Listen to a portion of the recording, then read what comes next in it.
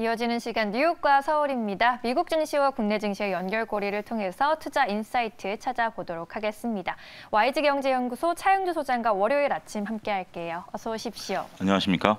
네, 이제 지난 주말 사이 미국 증시 주요 지수 일제히 하락으로 마감하면서 새해 첫 주 거래에서 하락세 기록했습니다. 국채금리 급등 이어지면서 기술주를 중심으로 투심이 좀 악화되는 모습 나타났는데요. 특징적인 종목으로 좀 더 자세히 접근해 보겠습니다. 어떤 종목부터 볼까요? 네, 조금 전 뉴스에서도 미국에서도 기술주를 줄이고 있다. 이제 이런 것들이 이제 주요 쟁점이었던 것 같은데 안타깝게도 처음부터 좀 빠진 주식을 좀 말씀드리도록 하겠습니다. 테슬라를 좀 말씀드리도록 하겠는데 테슬라 같은 경우 현재 지금 차익 매물들이 지속적으로 현재 출회가 되고 있습니다.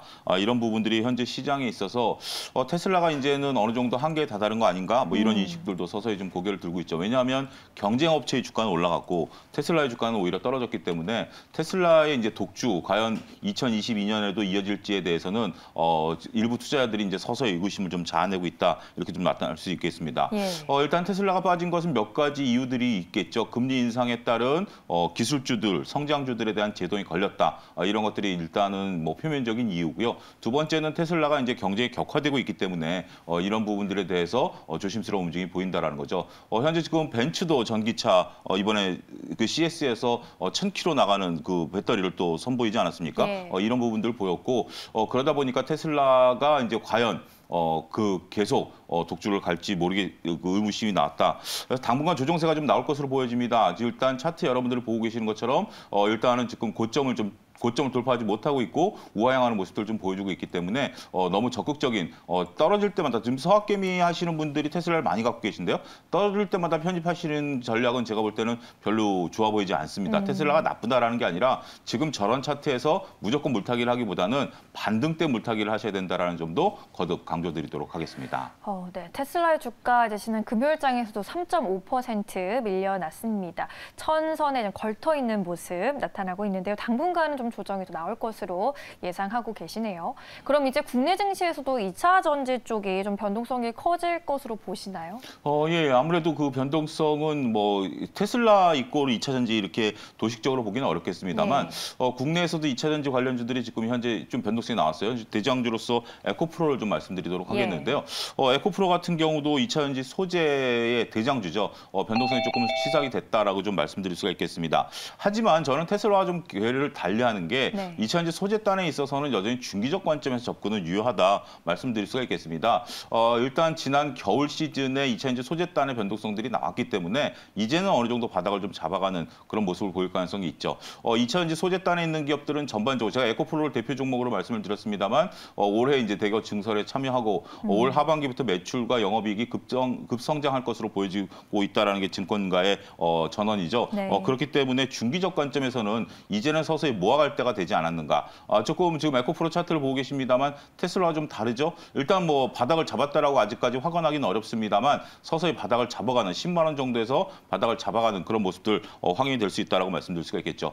올해 저는 2021년에도 말씀을 좀 초반에 드렸습니다만 2022년에도 2차 전지 소재단에 있어서는 올해 가장 유망한 업종 중에 하나다. 이걸 부인할 수 없다라고 보여집니다. 그렇기 때문에 2차 전지 소재단에 대해서는 충분히 빠졌다 생각을 하실 때는 서서히 모아가는 전략이 유효하지 않을까 말씀드릴 수 있겠습니다. 네, 에코프로를 비롯해서 2차 전지 소재 업종 같은 경우에는 올해도 유망 업종으로 보고 계시네요. 그럼 에코프로 좀 가격 자리 좀 잡아주시죠. 일단 지금 10만 원의 안착이 가장 중요하다라고 좀 말씀드릴 수가 있겠습니다. 목표가는 14만 원까지 봐야 되고요. 제가 손절가를 9만 원을 제시해드린 것은 10만 원과 9만 원 사이에서는 약간의 좀 변동성이 있을 수 있다. 하지만 9만 원이 깨지면 그때는 지지선이 깨지는 거기 때문에 손절매를 하셔야 되겠습니다만 9만 원까지는 그래도 폭을 좀 보고 접근하셔야 되지 않을까 말씀드릴 수 있겠습니다. 네, 에코프로 목표가 14만 원, 손절가 9만 원 선 잘 기억해 보시면 좋겠습니다. 네, 이번엔 두 번째 뉴욕 특징주로 넘어가 보도록 하겠습니다. 이번엔 좀 상승한 종목으로 좀 살펴볼까요? 그렇습니다. 게임스탑이 민 관련 주식 중에서 이제 7% 넘게 NFT 관련 이슈. 그렇습니다. 이제 NFT가 올해 또 그 작년 가을서부터 떠오른 화두였죠. 드디어 이제 게임스탑도 NFT 진출을 선언을 했습니다. 선언했다라기보다는 이제 그런 뉴스가 이제 나왔죠. 그렇기 때문에 지금 게임스탑이 강한 상승세를 좀 나타냈는데요. 예. 일단은 게임 업체들이 전반적으로 NFT를 이제 안 할 수 없습니다. 이런 것들이 이제 대세에 편승하는 전략이 이제 나타나기 시작했다라는 거죠. NFT 없이 게임 업체가 이루어진다라는 것은 이제는 거의 불가능하고요. 이런 것들이 이제 메타버스까지 연결이 되면서 전반적으로 새로운 수익원이 되고 있다, 이렇게 좀 말씀드릴 수가 있겠습니다. 올해 전반적으로 이런 것들이 계속해서 뉴스 플로우를 만들 것으로 보여집니다. 물론 이제 NFT가 이게 과연 수익이 어떻게 이루어질 것인가, 많은 지금 업체들이 이 시장에 뛰어들면서 독자적인 플랫폼을 구축하겠다라고 얘기는 하고 있겠습니다만, 그렇기 때문에 여러분들이 이 뉴스를 잘 구분하셔야 될 게, 소외되는 업체들은 분명 나타날 것이고요. 또 대장주가 모든 것을 올인하는 또 이런 또 업체들도 나타날 것입니다. 그래서 무조건 관련주들의 어떤 테마에 편승하기보다는 옥석을 가리는, 그러니까 2021년만 하더라도 NFT가 붙으면 다 올라왔는데, 네. 2022년에는 이런 것들이 서로 옥석을 가리는 그러한 한 해가 될 가능성이 높기 때문에 좀 그 선별적인 투자가 필요하지 않을까 말씀드릴 수 있겠습니다. 네, 게임스탑의 주가 지난 금요일장에서 7% 넘게 올랐고요. 140달러 62센트의 종가를 형성했습니다. 그럼 국내 증시 좀 게임주 안에서 어떤 종목이 탑픽일까요? 아무래도 위메이드를 빼놓고 얘기하기는 어려울 것 같습니다. 지금 현재 앞서 2차전지 소재도 말씀드렸습니다만, 게임주라든지 이런 것들도 변동성이 있긴 합니다만, 예. 국내 NFT 선두주자는 위메이드이기 때문에 위메이드를 빼놓고 얘기하기는 어렵다라고 좀 말씀드릴 수가 있겠습니다. 일단은 국내 시장에 있어서 위메이드가 뛰어드니까 이제 NC소프트도 뛰어들고 다양한 기업들이 이제 뛰어들긴 했습니다만, 아무래도 NFT에 있어서 선두주자 역할을 톡톡히 할 것으로 보여지고요. 네. 올해 100여 종의 게임을 출시를 하는데, 이게 다 NFT와 관련된 그런 연결성을 갖겠다라는 겁니다. 엄청나네요. 그래서 하나의 게임에서 다른 게임으로 네. 아이템을 또 넘길 수도 있고 이걸 또 거래할 수 있다라는 어떤 그런 관점에서 보게 된다면, 위메이드가 올해 상당히 공격적인 투자라든지 시장 점유율을 나타낼 가능성이 높다라고 보는 거죠.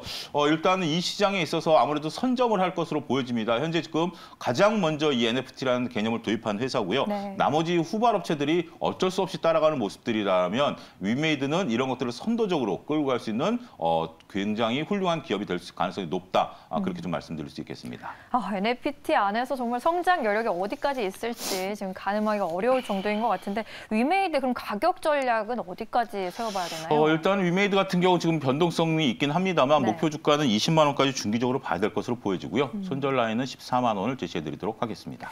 네, 잘 알겠습니다. 위메이드 목표가 20만 원, 손절가 14만 원으로 대응해보자라는 의견이었습니다. 네, 이렇게 국내 증시 종목과 뉴욕 증시 특징주 연결시켜서 살펴봤고요. 이제 지난주 새해 첫 주를 맞았던 코스피 시장이었는데, 네. 이틀 연속 1% 하락했죠. 2090선까지, 2920선까지 밀려나는 등 좀 부진한 모습이었습니다. 2950선까지 소폭 반등하긴 했는데, 이번 주 이제 전망 어떻게 보시나요?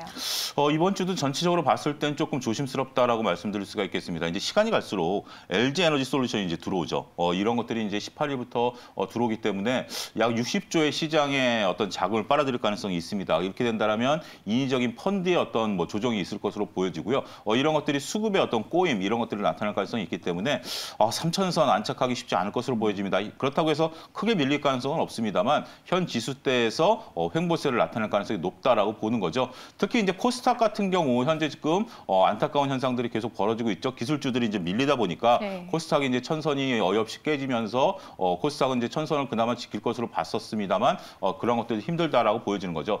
일단 1월 효과는 이번 주 정도에서는 사라질 것으로 보여집니다. LG 에너지 솔루션이 들어온다라는 점, 그다음에 삼성전자의 블록딜에 대한 어떤 시간이 다가온다라는 점, 이런 점들을 본다라면 일단은 너무 적극적인 매매보다는 보수적인 매매 전략을 가져가는 것이 좋지 않을까 말씀드릴 수 있겠습니다. 네, 이번 주 좀 첫 주 이제 두 번째 주가 시작이 되는데 좀 조심조심 시작해 보는 게 어떨까라는 의견 주시네요.